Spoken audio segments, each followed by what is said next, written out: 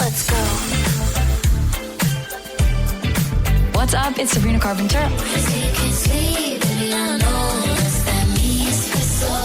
Welcome to the news review of 2024. I know, right? How has it already been a year since we last did this? I have no idea either. Anyway. Hi, I'm Siobhán Fletcher, and over the next hour we're going to be taking a look back over the last 12 months to see what stories were making the headlines and take a closer look at what you were talking about. All soundtracked to the year's biggest hits. So let's get stuck in, shall we?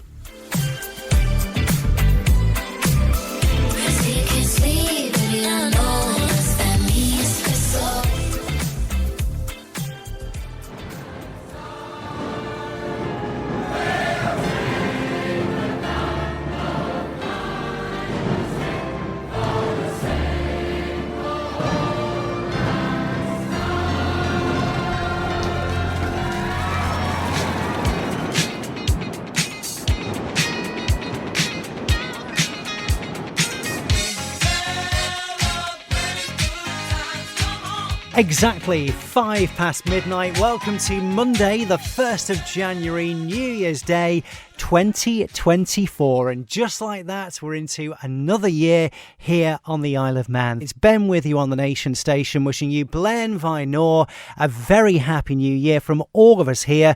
And welcome to Manx Radio's 60th anniversary year. As you promised me that I was more than all the miles combined, you must have had yourself a change of heart like halfway through the drive because your voice... For a fortnight starting today, the Manxman will operate just one daily sailing on a contingency schedule. The steam packet says the vessel will be undermanned for the next 2 weeks as an officer has had to unexpectedly take leave due to personal reasons. And due to the ongoing Nautilus industrial action, no fellow officers are able to swap shifts or cover the absence via paid overtime. Meanwhile, an MHK says the ongoing dispute between the steam packet and Nautilus needs to be looked at by government now. Over the festive period, we saw several delays and cancellations due to weather conditions. 3 days before Christmas, officers were served notices of termination. The firm behind a newly published report has recommended a strategy should be produced for the development of the island's heritage railways over the period to 2040. Transport consultant Sistra also found that for every £1 spent in subvention and capital investment on the network, there's a benefit to the Manx economy of £2.88, which is roughly £17 million per year. Ramsey MHK and leader of Liberal Vannin, Laurie Hooper, has launched a public consultation today to find out what you think about the Bishop having a vote in Tynwald. Talks on this issue came to a halt in December when the proposals were adjourned following Onken MHK Rob Callister's call for the consultation. Mr. Hooper says removing the vote is something which he and his party believe is fundamental to democracy, since the bishop isn't elected by the public. So it's looking pretty windy over the next couple of days, especially today as Storm Isha makes an appearance. There'll be a yellow weather warning in place for severe gales this afternoon. Storm Isha is due to affect the island later on before clearing overnight. High winds from Storm Isha have seen roads closed and trees down around the island overnight. Peel Road in Douglas is closed from Belmont Hill to Circular Road after the roof of the Brown Bobby petrol station began to lift off, throwing debris onto the road. A barn in Kirkmichael also lost its roof, as too did a kiosk on Douglas Promenade. Did not lose. Now your tire tracks in one pair of shoes, and I'm split in half. That'll have to do.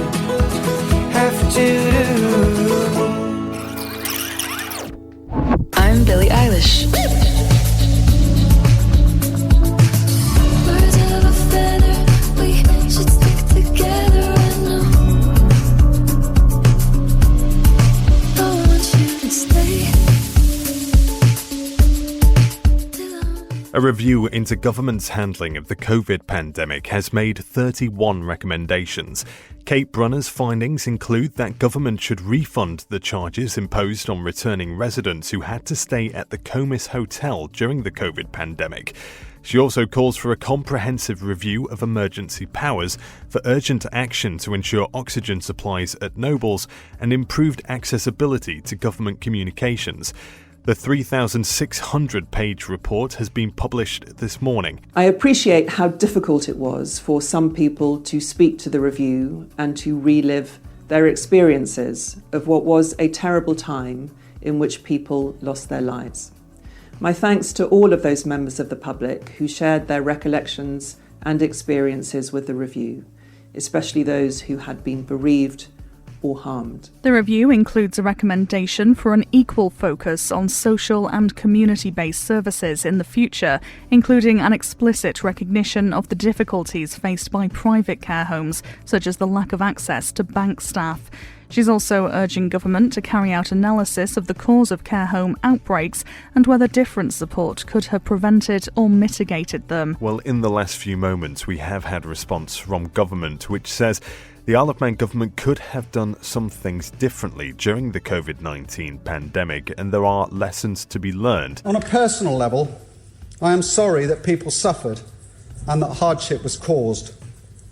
On a national level, I am confident that government, whilst not always perfect, always acted in what it believed to be the best interests of our island nation. A review into government's handling of the COVID-19 pandemic has found insufficient attention was paid to steam packet arrangements while restrictions were in place on the island.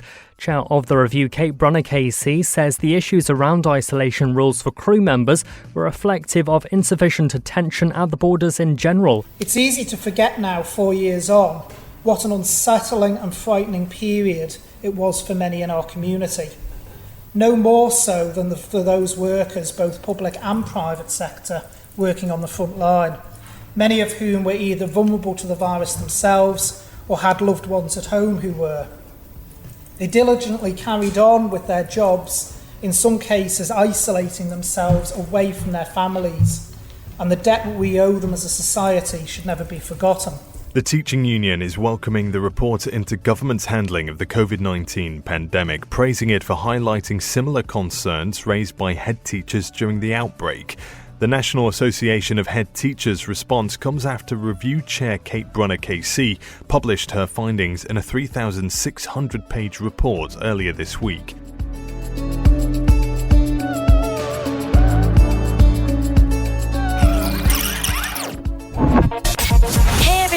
It's Ariana Grande.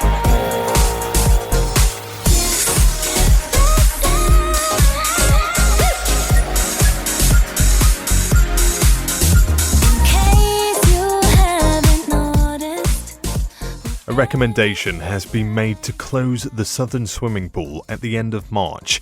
Manx Radio has seen a letter citing an outcome of a meeting between the board, the education minister and her chief executive.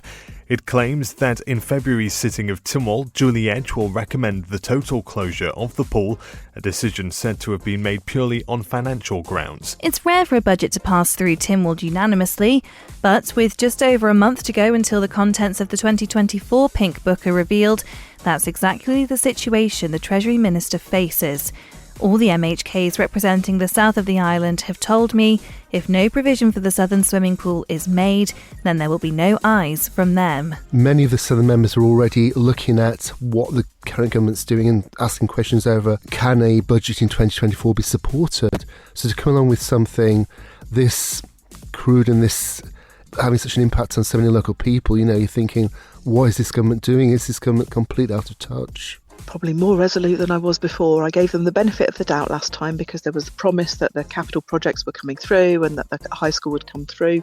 We've had conflicting reports back from the department about whether a new pool was going to be part of the design for Castle Rushen, which is the stage that they're in at the moment, or not. This report was due in October, of course. If it had been announced then, that would have given time for a bit more consideration. It actually bulks against what they're trying to say in the Island Plan and I would therefore contest that the island plan is just a load of spaghetti words and means absolutely nothing. Education, Sport and Culture Minister Julie Edge MHK says it's a very difficult decision and insists those in the south will still have access to a pool. The island's southern commissioners will look to support a rise in rates to help keep the southern swimming pool open. So the department has reversed its decision to recommend closure of the pool in Castletown, and that follows a meeting which was held last night. A proposal was presented to the department that would enable the pool to continue to operate within its current subvention, which the department says is workable. Education Minister Julie Edge says she acknowledges it's been a very difficult period. It is not a U-turn by my department or government.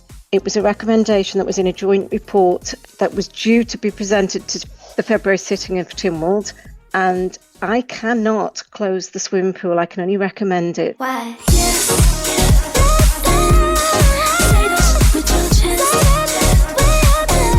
I'm not going to resign for following governance process for the Isle of Man government. I've followed every step of that governance process. I am not going to resign because people have not understood the process.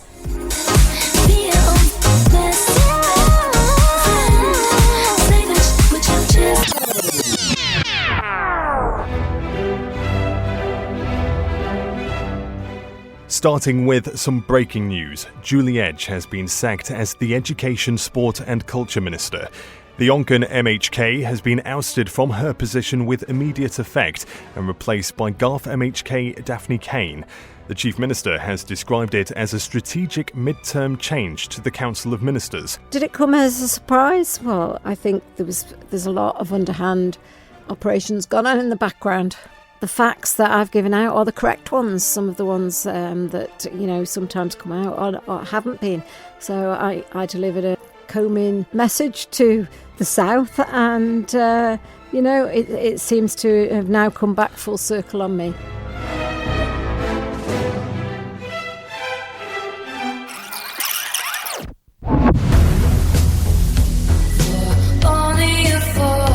Hi, I'm Taylor Swift. Hey guys, this is Post Malone. I was supposed to be sent away, but they forgot to come and get me. Drum roll, please. The first rebranded Tesco store. I love the fact you were actually going to do one there. The first rebranded Tesco store is opening its doors in Castletown. In fact, I think it happened about 11 minutes ago. In October, the supermarket chain announced it was taking over all the ShopRites on the island. If legislation is passed for assisted dying on the Isle of Man, it can't be changed or challenged by any constitutional court. That's according to the MHK behind the proposals, Alex Allinson, who's seeking to give people who are terminally ill the right to choose. This week, Baroness Tanni Gray-Thompson, a Paralympian who's also a crossbench peer in Westminster, and Dr Gordon MacDonald from Care Not Killing have been speaking to Tynwald members about their concerns. Well, Dr Allinson was among those present for the presentation to Tynwald members, and he says he made the case that the bill is purely for Isle of Man residents who are terminally ill. Tanni Gray-Thompson is a Paralympian and a very strong advocate for disability rights and made it a very strong case for both access for disabled people, but also people's attitude to people with disabilities, and gave her own personal stories. I very much made the case that our legislation as it's drafted doesn't mention disabilities at all. It's purely about somebody with a terminal illness. Castletown Beach has been ruled out as the preferred option for landing wind turbines. It's as Manx Utilities progresses plans to build a wind farm at Eriestane. Amy Griffiths reports. The authorities confirmed that Castletown Beach is no longer a preferred option as a landing location. Should the development proceed, Manx Utilities says the turbines, with blades measuring around 170 feet, would land instead at Victoria Pier in Douglas. They'll then be transported to the site via Castletown and Port Erin. It's hoped the wind farm will be able to generate more than 20 megawatts of energy for the island, enough to power 20,000 homes. The Infrastructure Minister hopes to have a report into the condition of Tramway Terrace on Douglas Promenade by the end of the week. An engineer has been inspecting the building to determine whether it's structurally safe ahead of the start of the 2024 horse tram season. The The Department of Infrastructure previously said the structure would have to be demolished due to the condition of the building, but a further inspection on behalf of the Department of Environment, Food and Agriculture found the building could be saved. Tim Crookall previously stated the tramway might not be able to operate this year if the building can't be made safe. Speaking to Tynwald, he said his department needs assurances. 75% of members of the maritime trade union Nautilus have accepted a new deal with the steam packet company, ending a lengthy dispute spanning more than 2 years. It stemmed from changes to workers' terms of employment, which would have seen them adopt a live-on-board model, but industrial action was taken towards the end of last year, disrupting the ferry operator's schedule. Under the new deal, Nautilus believes officers will be able to spend more time at home. Gary Elliott is the senior national organiser. Once we were able to convince the employer that they should enter into conciliation and arbitration if need be with the Manx Industrial Relations Service, which remember we've been asking for 2 or 3 years, we managed to come to a reasonable resolution that hopefully can take both parties forward. The Infrastructure Minister says a decision on Kroger's variation of licence request will be made by the end of June at the absolute latest. The company wants permission to begin drilling for gas in Manx waters before completing a 3D seismic survey. But it won't start up till I touch you.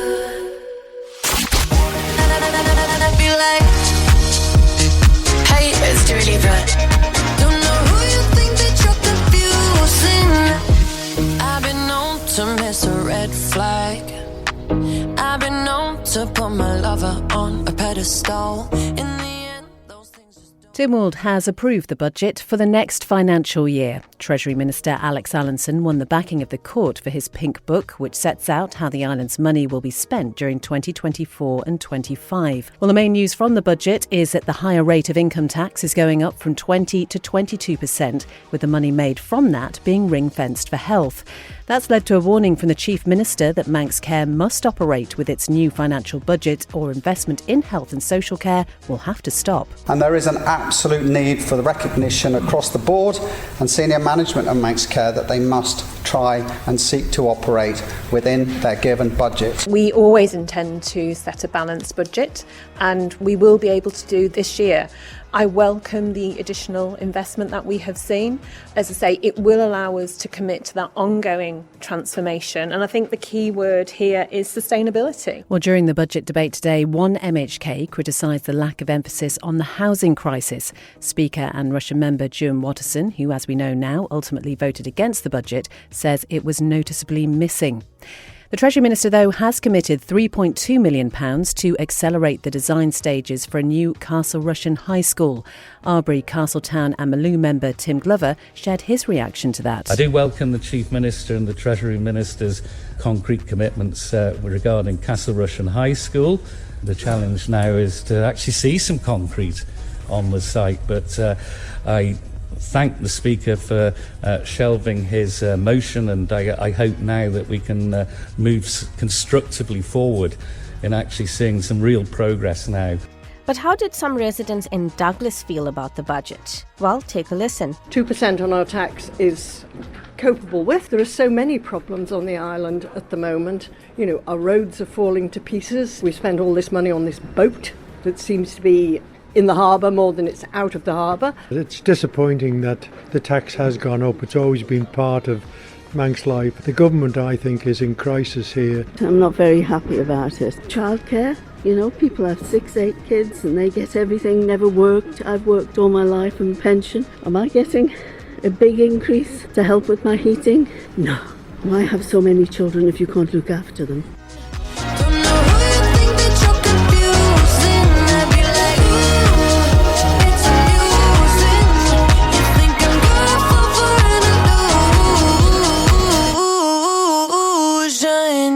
Hey guys, I'm Halsey. I think that I should try to kill my ego. 'Cause if I don't, my ego might kill me. I'm all grown up, but somehow lately I'm acting like a baby. I'm really not as happy as I seem. A 28-day notice has been issued to Braddon Commissioners by the Department of Health and Social Care over vehicle access to its new community centre. The local authority says that access has always been through hospital grounds, but when Health Minister Laurie Hooper started, he said a new access road should have been built. Douglas Council has this afternoon confirmed that Her Majesty Queen Camilla will visit the island on Wednesday. Her Majesty will now step inside to officially declare Douglas a city, and how this works is she has brought with her the letters patent. Now, this is an official document issued by the monarch, of course, that is the King, our Lord of Man, and I think we can safely assume if the King wasn't convalescing at the moment, of course, he stepped back from public duties for the time being to undergo his cancer treatment. We assume King Charles would have been here, and in his absence, the Queen instead delivering the letters patent, which will officially declare Douglas a city.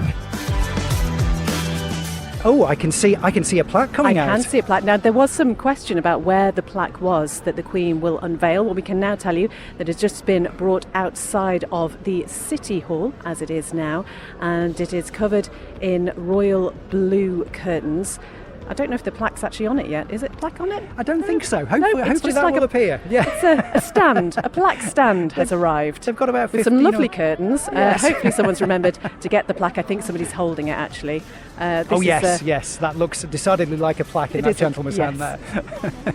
So that will be unveiled by Queen Camilla when she exits the City Hall. It was lovely, and she was just so lovely. She's just so gracious.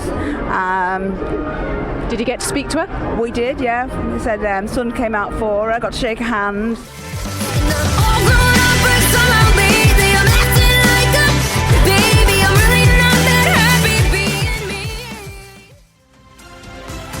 Well, it's 1 o'clock, time for News with Simon Richardson. Faster my Simon. Faster my. A 53-year-old man from the Merseyside area has been arrested in connection with the death of a 57-year-old woman also from Merseyside.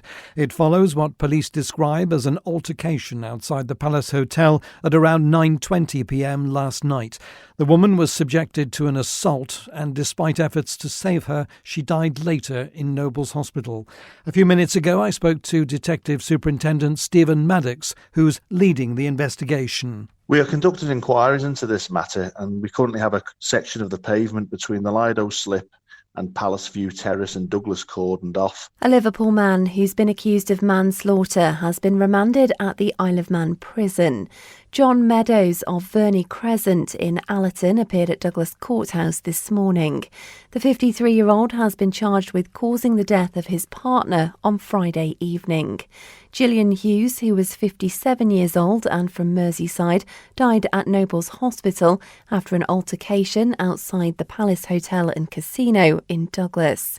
The court heard Mr Meadows is accused of punching her in the face during an argument between family members. A man who killed his partner by punching her in the neck during a family bust-up while on holiday on the Isle of Man from Merseyside has been jailed for 5 years and 8 months. Meadows was also handed an exclusion order banning him from returning to the island for 5 years following his release. As Manx's Attention Paddock, Manx Radio.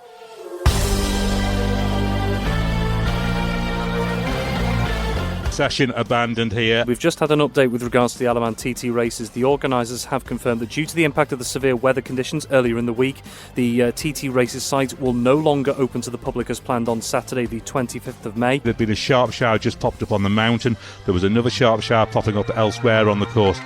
Good afternoon, everyone. A little later than we hoped, but whether you are here at the TT Grandstand, on a hedge around the course, or listening around the globe, welcome to the 103rd edition of the Isle of Man TT. We are all set to write what could be a record-breaking new chapter to the event's long history. I'm Chris Boyd, and I can now say those famous words: the roads are closed around the mountain course. We are ready for the opening action of TT24. This is Johnny Moist from a wet TT24. It's pretty miserable so far today. However, a near perfect practice session yesterday, and already the fancied men are knocking on the door marked 130. Michael Dunlop, 129.59 on the Hawk Racing Honda Superbike. Peter Hickman pushing a painful hand out of his mind, 129 in the Superstock. As Manx has a delay at TT. Manx Radio. It was 32 years ago, June 1992, when Joey Dunlop matched Mike Hailwood's record of 14 TT wins. Joey stretched the record out to 26 by the year 2000, a record many suggested would never be equalled. But today, his nephew, Michael, is doing just that. He crosses the line on Glencrutchy Road to win the Monster Energy Supersport TT. Now, one of Ballymoney's most famous sons is about to stand alone at the summit of TT achievements. A magical 27th victory for Michael Dunlop. The bull run continues. We have a new greatest of all time. I'm no better than Joey, never was, and I've no intentions of being better than Joey. But everybody's lifetime they've inspired to be the king. If I get beat, my record's going to go. So I don't care. It was a point that Joey stood for 24 years, and it's an honour. As Manx as a burger at TT, Manx Radio. Hollywood actors Brad Pitt and Channing Tatum are behind a new docuseries and feature film about the TT.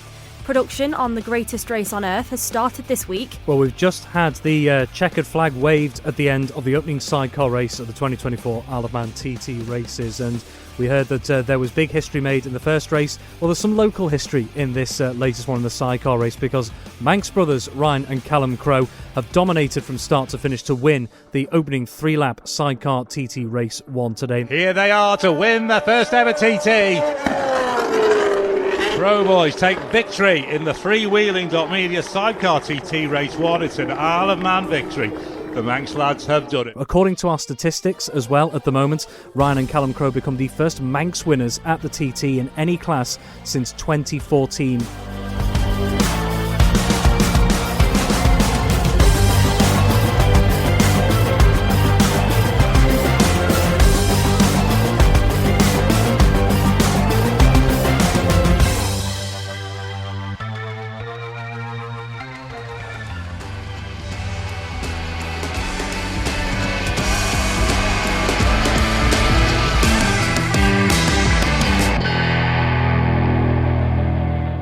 Good afternoon, welcome to the Isle of Man. It's 13 minutes away from 1. We are here in Parc Fermé ready for Manx Grand Prix 2024. Qualifying has been cancelled because of the weather conditions. Gary Thompson is saying the session is cancelled. The clerk of the course, Gary Thompson, has confirmed that due to the current weather conditions and with further bad weather forecast for the remainder of the day, this afternoon and this evening's qualifying sessions are now cancelled. Damp patches everywhere.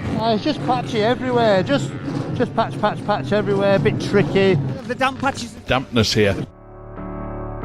Manx Grand Prix organisers have confirmed a competitor was killed during the opening day of the 2024 event. Lewis O'Regan died following injuries he sustained in an incident at Kate's Cottage yesterday. It happened just before 5 p.m. during the first day of qualifying. The 43-year-old Irishman, who lived in Didcot in England, was an experienced MGP competitor, having made his debut in 2013. In this great conditions, as we look up there, he's first on the road. Let's enjoy the red Ducati across the line of Mike Brown. Mike Brown crosses the line in the classic superbike. Not easy, Chris Palmer, but do you know what? We did it, and some people got some great results. They did. It's been a really tough call, a really tough week for everybody, and to get it in, shortened races, yes, but they are races, and great results, John McGuinness getting beaten by a tenth of a second, for instance, and just a good end to what's been a hard week, to be fair.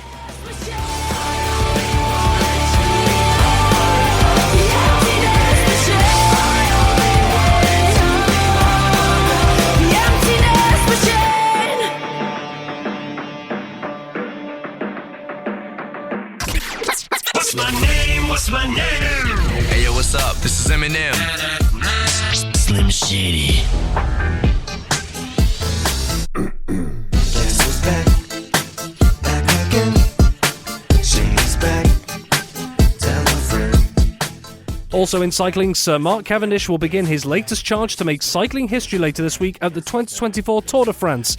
The Manx missile has now been confirmed in Astana, Kazakhstan's 8-strong squad, taking on the prestigious Grand Tour for 2024, which starts on Saturday and runs until the 21st of July. So the island once again watches on with bated breath, asking, can he do it?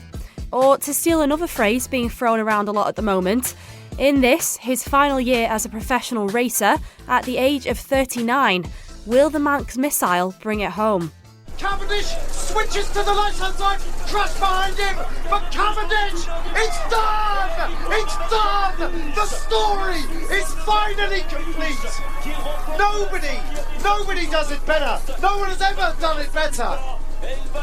No one might ever do it better than Mark Cavendish. That was astonishing! Sir Mark Cavendish is starting a lap of honour at the NSC Raceway. The Manx missile is joined by a number of the island's children for his homecoming, which is a celebration of his record-breaking 35th stage win in the Tour de France. And we can go now live to Christian Jones, who's at the NSC. What's happening, Christian? Thanks, Lewis. Well, yes, as you say, Sir Mark Cavendish arrived at the NSC not too long ago, where he was greeted by the Chief Minister, Alfred Cannon. As you say, his most recent achievement, becoming the most successful Tour de France stage winner, 35 stage wins, surpassing the previous record held by Eddie Merckx. But we've heard from Dot Tilbury. She's called him the greatest sprinter of all time, and that's clearly reflective of how many people are here cheering him on. He is a legend, isn't he? He's a most accomplished, brilliant athlete and cyclist, but also he's a fantastic ambassador for the island. He's so proud of his heritage and his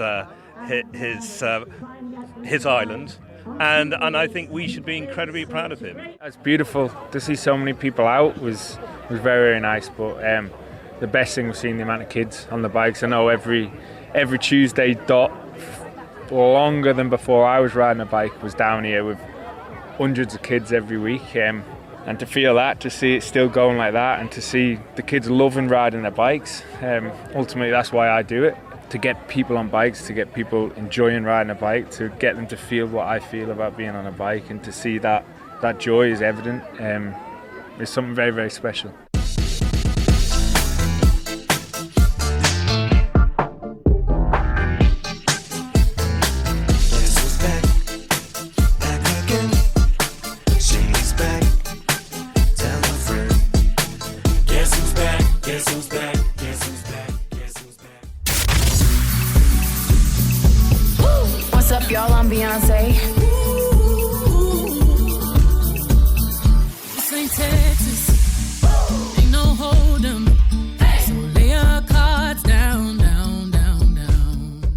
The new bishop of the Diocese of Sodor and Man has been announced.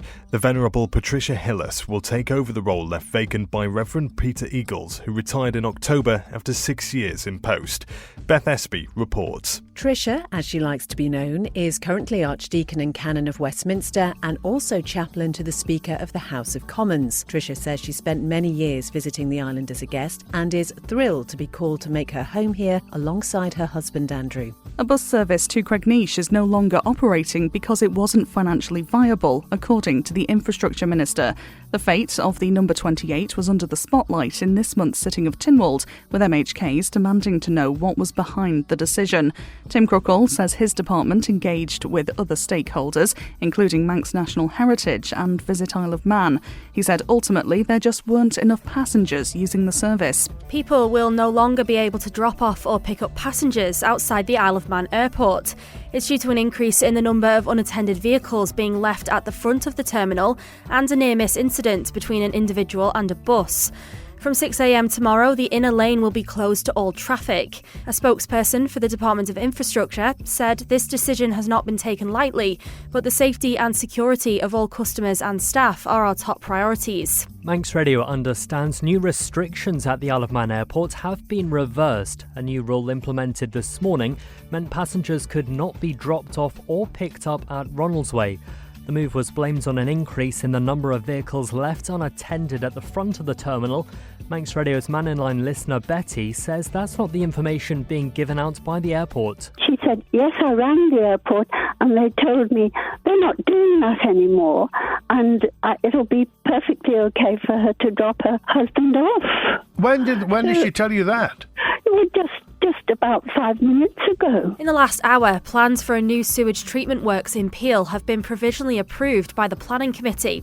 Lewis Foster joins me with the latest now. Lewis? Thanks to my Siobhán. Well, yes, as it stands, full planning approval will not be received until after a 3-week appeal window.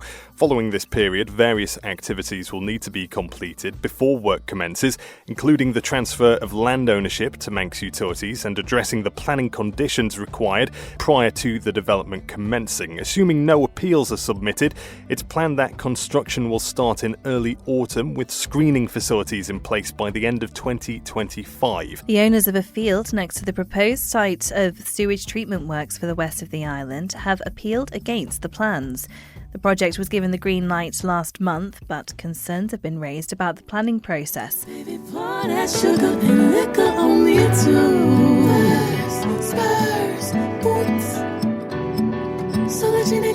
Photogenic,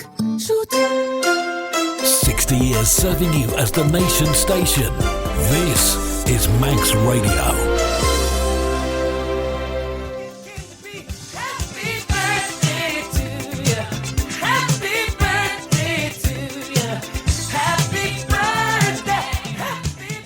Blue sky, plenty of it, and lots of sunshine as we look out across Douglas Bay. We are just adjacent to the statue of Sir William Hillary because today marks the 200th anniversary of the Royal National Lifeboat Institution. We are joined this morning by the Lifeboat Operations Manager for Douglas Station, Peter Washington. So, Peter, we're stood this morning by the statue of Sir William Hillary. Just how did he come to set up what we know today as the RNLI? Well, good morning and thanks for inviting us. Today is a very special day. It's our 200th year for the RNLI and we're still counting, so we're still going forward. But the 200th anniversary gives us an opportunity to actually take stock and start looking back, which is something that we don't often do. We're always looking forward. We're always looking for the next boat, the next shouter or whatever. But looking back, Sir William Hillary did a remarkable job, and it's a privilege for me personally to be the Lifeboat Operations Manager here in Douglas because he was the very first one. He was the one that started it. He had the vision. The Princess Royal is in Peel, where she's been attending a Thanksgiving service at Cathedral Isle of Man in the last hour. Shortly, Princess Anne will be heading over to the House of Manannan to be shown around the All at Sea exhibition, which celebrates the island's maritime heritage in the RNLI. The only radio station that's Manx, and we're proud of it. Celebrating 60 years, this is Manx Radio. On Tuesday of last week, Tynwald approved, unanimously, the appointment of the Isle of Man Broadcasting Company to operate Manx Radio and provide listeners on the island with their own local broadcasting service. Well, that's how it started 60 years ago, the then Governor, Sir Ronald Garvey. The years come and go, and still there on the radio, from the crack of dawn to twilight's last gleaming and quite often further, the sounds of this small island. Back to Castletown, where there's lots of events planned today to celebrate the 150th anniversary of the railway station. It opened this day, 2nd of August, 1874.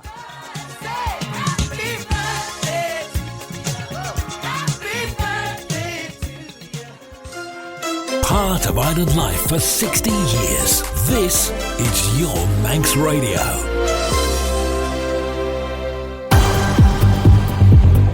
In the latest international news. In international news. In international news. In international news. In international news. In international news. Turning to the international news this morning now. The President of the United States has revealed he's a fan of the Bee Gees. Barry Gibb received an accolade on behalf of the Manx-born group at the Kennedy Center Honours, which recognises artists who have made profound contributions to cultural life. The natural gift of singing in three-part harmony was the start of what would become one of the longest-running, top-selling musical acts in history. The Bee Gees. I'm a fan. From those soulful hits in the 60s, I was a mere child. We have some breaking news for you this hour. Buckingham Palace has released an update on the health of King Charles.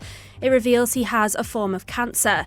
Nick Karishi looks at what the palace has had to say. Yes, this is just in from the palace. The statement says, during the King's recent hospital procedure for benign prostate enlargement, a separate issue of concern was noted. Subsequent diagnostic tests have identified a form of cancer. The Princess of Wales has been informed on a shopping trip with her husband William for the first time since she had surgery. A new poll found most people have seen conspiracy theories about Kate on social media, but trust in the royals is undented. Protesters gathered outside Tynwald this afternoon to urge the island's parliament to support calls for an immediate ceasefire in Gaza. They say despite months of lobbying MHKs and the Chief Minister directly, there has still been no public statement regarding the Manx position. A Playboy bunny's lawyer asked to be made ambassador to the Isle of Man in return for killing the story of her alleged affair with Donald Trump. The revelation came out during yesterday's evidence at the ongoing trial involving the former US president. Kamala Harris is promising to earn the Democratic nomination to fight the US presidential election, as senior members of her party say they're backing her. Democrats Gavin Newsom and Josh Shapiro are two of those who've fallen in behind her following Joe Biden's decision to leave the race. Sir Keir Starmer says a burden has finally been lifted from the UK's shoulders as Labour declares victory in the UK general election.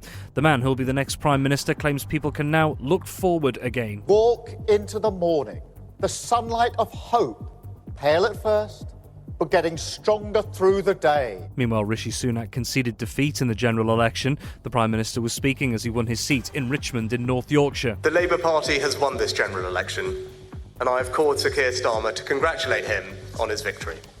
Elsewhere, Reform UK leader Nigel Farage has won Clacton. It's his 8th time running to become an MP and the first time successfully. The US election has been dominating the international news cycle for months now, and it will likely continue to as the aftermath of this year's contest unravels. Donald Trump's ahead in the race to become the next US president after projected wins in two of the key battleground states. He's taken Georgia and North Carolina. Kamala Harris is also struggling in Pennsylvania, Michigan and Wisconsin. Joe Biden says he'll ensure a peaceful transfer of power to Donald Trump after the tycoon won the White House for a second time.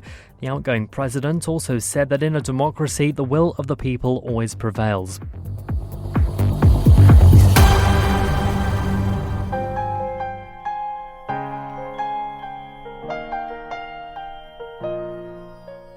West End star Samantha Barks says she was honoured to win £15,000 for an Isle of Man charity.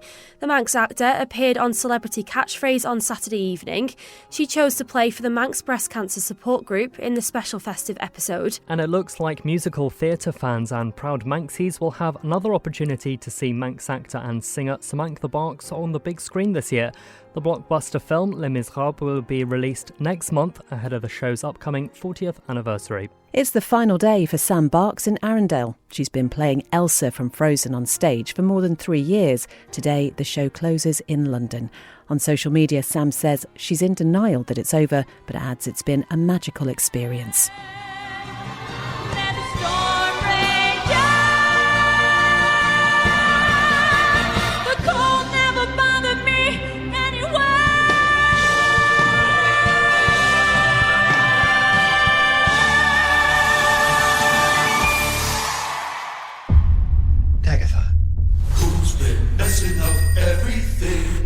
The Covenless Witch.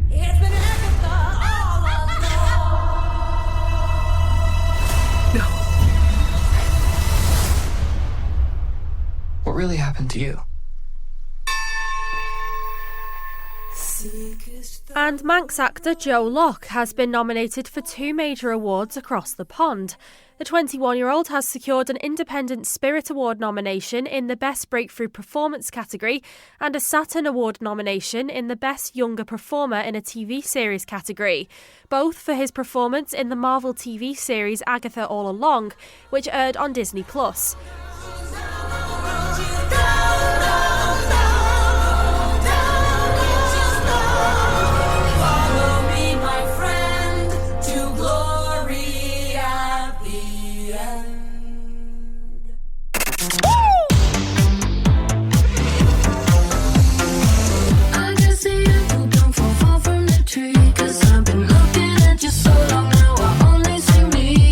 Today, Today, Manx Care announced it's in the process of implementing an additional £5 million worth of savings schemes.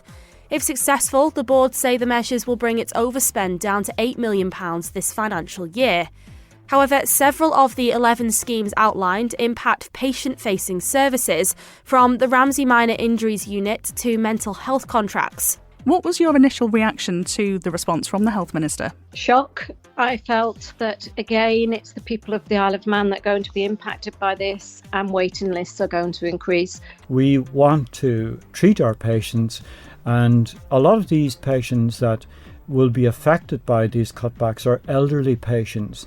They're in pain, and that is going to be prolonged, really, because of these cutbacks. Whilst this is technically an operational decision made by Manx Care, it has come at the behest of those on high. So we've, as you've seen, publicly reported the Chief Minister has been quite clear that Manx Care has to come in on budget. I think his words were irrespective of demand. Was it Treasury's decision to cut elective surgery? No, it wasn't. I mean, in terms of the separation of responsibilities, Manx Care is responsible for using the budget it's given in the right way to ensure the proper and efficient provision of what are called mandated services. Is this measure here something of a bit of a political football for Manx Care? Absolutely not. And that is the disappointment that is even a perception. Gurmaya Electorate, thank you very much for giving me permission to make this personal statement to the report. Honourable members, 3 years ago I accepted the role of Minister of Health and Social Care in this administration, and it's been a privilege to serve in that capacity. I'm proud of all that's been accomplished in that time. Despite significant pressures, I believe that real and meaningful progress has been made to stabilise health and care services and improve the quality and safety of services on offer. Fixing our health service was always going to be a long and difficult journey, one that needs steadfast commitment and a long-term view. But sadly, this is not something I believe the Chief Minister is committed to. I have therefore just now tendered my resignation to the Chief Minister and will no longer serve in his government. If Tim Glover wants to get on with this, he needs to get on with this, but he does also need to stop destabilising the work of the parliamentary bodies and also the government as well. My focus today and for the next few weeks will be on getting this resolved. Council and many others on the floor of Tynwald and Chris Thomas and David Ashford and others that I've spoken to just want to get involved and get this resolved. The time is now. We've only got 2 years to go. So if a change is going to be made, it needs to be made now. And you need 13 votes, Tim. Are you confident you'll have that? No, I'm not. There's a lot of discussion still taking place, but I think we need to address the issue, and whichever way it comes out, move forward. Chief Minister Alfred Cannon has survived a motion of no confidence. It was put forward by Albury, Castletown and Maloo MHK Tim Glover and was defeated with 6 votes in favour and 18 votes against. He, along with Claire Christian, Julie Edge, Joni Farragher, Laurie Hooper, all voted for the motion, along with Douglas Central MHK Chris Thomas. Currently, I have no confidence in the Chief Minister and his ministers. I intend to vote today for Mr Glover's motion, even if I am the only other member who does so. I seconded this morning to get the motion debated, but nothing said today has persuaded me from my view that the formation of the government after the 2021 general election failed again, as a contrived plan was formed with personalities more important than policy, unfortunately. The Chief Minister says he's confident he's now got the right group of people around him to tackle some of the island's most pressing issues. Douglas South MHK Claire Christian is leading health and social care. Douglas North member David Ashford has returned to head up Cabinet Office, and Russian's Michelle Hayward is taking on infrastructure. Mr Cannon says he's grateful for the support of those taking on new roles. It's pleasing that there are people in the Keys that are willing to step up, and I think I'm confident that the group we've got in now will be able to carry on the good work. Meanwhile, the former Cabinet Office Minister says she's looking forward to applying her energy and time to other matters after resigning from the role. Kate Lord Brennan says she wants to focus on constituency matters, but remains supportive and respectful of government, of Mr Cannon as Chief Minister, and of the Council of Ministers as a whole.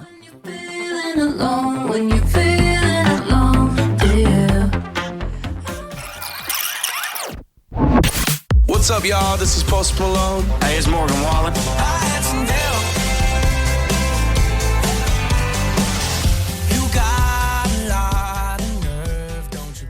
And finally. And finally. And finally. And finally. And finally. And the owner of Eddie, the border collie who spent 29 days missing on the island, says the support from the island community has been unreal. His mum, Karen, picked him up from Glen Alden last night after a reported sighting, saying he jumped into the car like nothing had happened. She described to Manx Radio just what she was feeling in that moment. Disbelief, being in the right place at the right time, needle in a haystack, well, a moving needle in a haystack, and I just happened to come across him. I simply got out the car, I called him gently, opened my boot and went, come on, in, and he got in, and then I just cried like a baby. Eddie is said to be in good health and snored his head off overnight. A 13-year-old Port St. Mary boy is being hailed a hero after his quick thinking preventing a possible explosion at a house in the village. Hayden East was carrying out his paper round for his mum and dad at Torden stores when he noticed a strong smell of gas coming from a customer's property. And Manx Concert Brass has become the first band from the island to compete in the highest section of a regional competition. Members are heading to Blackpool to take part in the Northwest Regional Championships this weekend. And once again, if you haven't yet had a chance to watch last night's final of the BBC's Interior Design Masters with Alan Carr, this is your spoiler alert. The Isle of Man's Roisin Quinn has been crowned champion. In last night's finale, Roisin and fellow designer Matt were both tasked with designing a lodge on the grounds of Blenheim Palace. Whilst both competitors' designs impressed the judges, it was Roisin's ability to create joy within her space that saw her ultimately take the win. An Andreas woman who walked nearly 15 miles around Liverpool this past weekend in a challenge to honour her late husband has smashed her fundraising goal. Liz Hignett's husband Darren died of bladder cancer last year. Now she's undertaking 2 walks of life to raise funds for the Isle of Man Anti-Cancer Association. She was hoping to raise £500 but has nearly tripled that figure. And the Queen's Pier Restoration Trust has described an anonymous donation of £9,696 as utterly tremendous. The money came in following an interview aired by Manx Radio with 96-year-old fundraiser Vincent Watkins. He'd walked to each of the island's lighthouses and harbour lights to give the restoration project a boost. Trust Treasurer Graham Curfey has been paying tribute. To get something like this in one afternoon is absolutely tremendous. I mean, it's unbelievable. Hello. Hi, is Lockie home? Lockie's in. Lockie, Chanel's here. Hi, Lockie. Hello. How are you? Some of you may remember that interview that I did with Lockie Kirk a few weeks back. But now that he's settled in, I decided to chat with the Kirk family as they look ahead to Christmas, which would mark 2 months since Lockie's return. It's been brilliant. If honestly, just sitting around. Enjoying family time? Yeah. And are you excited for Christmas home after so many years? Of course I am. Are you looking forward to the Christmas food? Oh yeah, oh yeah. Well, that's it. 2024 all wrapped up in a present for you with a bow on top. And in just 12 calendar months, we'll be right back here again, summing it all up for you. I'm Siobhán Fletcher, and on behalf of the whole Manx Radio News team, thank you so much for listening. And if you want to take another stroll down memory lane, then head over to manxradio.com or wherever you get your podcasts.